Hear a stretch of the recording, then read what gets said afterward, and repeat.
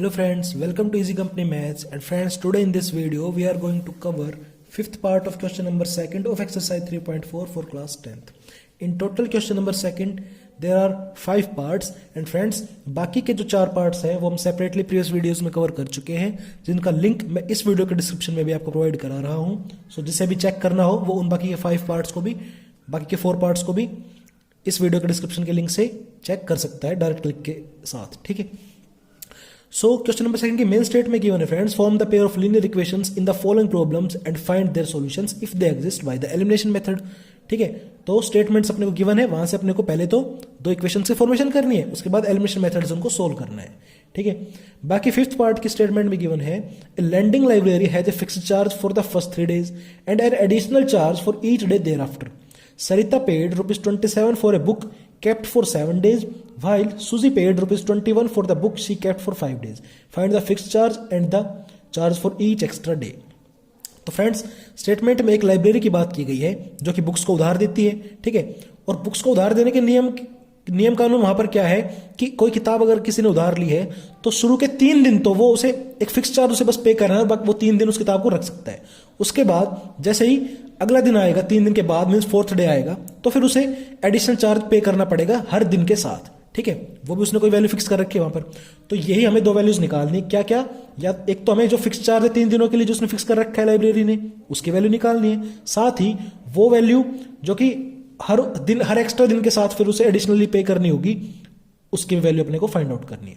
तो जो भी वैल्यूज निकालनी होती है उसे हम एज्यूम कर लेते हैं ऐसे क्वेश्चंस में. ठीक है. तो देखिए, let fix charge for 3 days. ठीक है. ये हमने मान लिया फ्रेंड्स x रुपीज कि शुरू के 3 दिन के लिए तो उसे बस x रुपए जमा कराने, वो 3 दिन के लिए किताब को रख सकता है.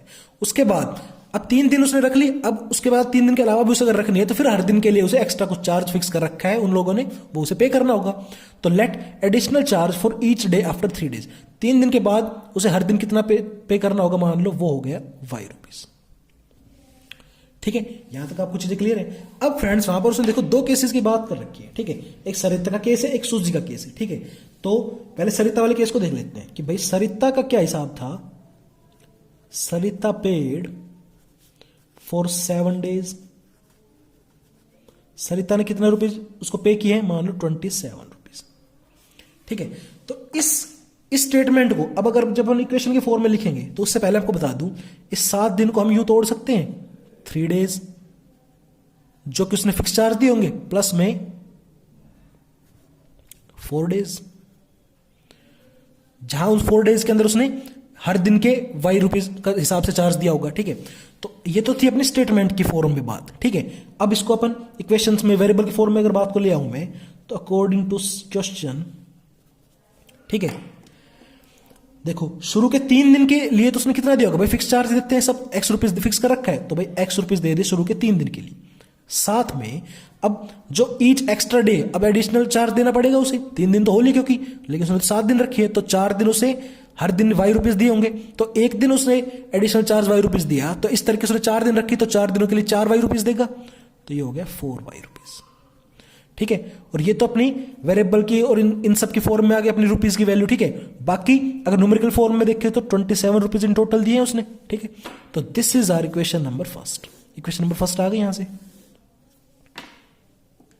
ठीक है भाई. अब सरिता की बात हो गई. अब एक बार सूजी का केस देख लेते हैं. सूजी पेड फॉर 5 days. सूजी ने कोई किताब ली थी किराए पर और वो उसने 5 दिन रखी, और उसने भाई उसके कीमत उसने फिर उसका रेंट दिया कितना, 21 रुपीज का. ठीक है. अब अगेन इस 5 दिन को अगर हम तोड़ लें तो इसे भी ऐसे तो तोड़ेंगे, 3 days प्लस 2 days हो गए टोटल 5 दिन. ठीक है. यहां पर भी जब अकॉर्डिंग टू क्वेश्चन हम बात कर ले तो ये तो बात हुई स्टेटमेंट की फॉर्म में, रुपीज ले लिए अपन ने. ठीक है. अब इक्वेशन बनाएंगे हम तो देखो भाई 3 दिन के लिए, शुरू के 3 दिन के लिए तो फिक्स चार्ज है, x रुपीज देना है उसे, तो दे लिया x रुपीज, सूजी ने पे कर दिया. ठीक है. अब 2 दिन उसने एक्स्ट्रा रखी 3 दिन के अलावा, तो एक दिन एक्स्ट्रा रखने का है y रुपीज चार्ज, तो 2 दिन रखी तो 2y, ये तो हो गई. ठीक है. तो ये टोटल वैल्यू न्यूमेरिकल फॉर्म में किसके बराबर है, 21 के बराबर है, 21. ठीक है. So this is our equation number 2. इन दोनों इक्वेशंस को अपने को सोल्व करना है बाय मेथड ऑफ एलिमिनेशन. ठीक है. तो solve first and second by elimination method. ठीक है भाई,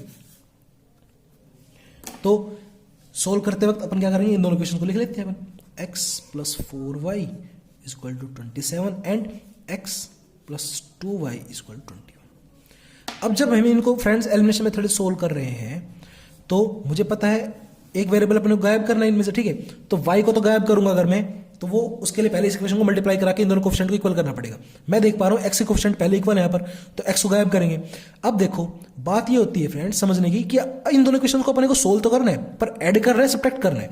अगर मैं इन दोनों को सब ऐड कर दूंगा तो x प्लस x 2x आ जाएगा, तो x तो गायब हुआ ही नहीं। तो इसलिए हम क्या करेंगे, सब्ट्रैक्शन करेंगे। इसलिए सेकंड फ्रॉम फर्स्ट, सब्ट्रैक्ट करेंगे सेकंड इक्वेशन को इसमें से।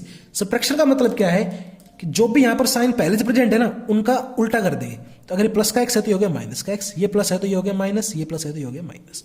अब ये x इस x से कैंसिल आउट हो गया ना, x अपने आप गायब, इसलिए हमने सब्ट्रैक्शन यहां पर टेक प्लेस कराई। ये प्लस का 4y, ये माइनस का 2y, ये हो गया 2y। ये प्लस का 27, ये माइनस का 21, ये हो गया प्लस का 6। और यहां से अपने पास y की वैल्यू आ गई 6/2 दैट इज 3। ठीक है, तो यहां से अपने पास क्या आ गई, y की वैल्यू आ गई फ्रेंड्स 3। अब इसे हम किसी भी इक्वेशन पुट कर देंगे और x की वैल्यू निकाल लेंगे। पुट इन इक्वेशन, मान लो इक्वेशन नंबर सेकंड में पुट कर लेते हैं। तो यहां से इक्वेशन नंबर सेकंड अपनी है क्या, x plus 2y is equal to 21, ये तो है। ठीक है, तो x प्लस 2y की वैल्यू 3, ये पुट कर दिया अपन ने 21। x की वैल्यू क्या आ जाएगी 21, तो पहले से 2 3 6 उधर जाएगा तो माइनस का 6, और फाइनली x की वैल्यू क्या आ गई अपने पास 15। ठीक है, तो x की वैल्यू भी आ गई और y की वैल्यू भी आ गई, बस इसको लिख लो, आंसर तो अपने आ ही गए। ठीक है ना, so by fix charge for 3 days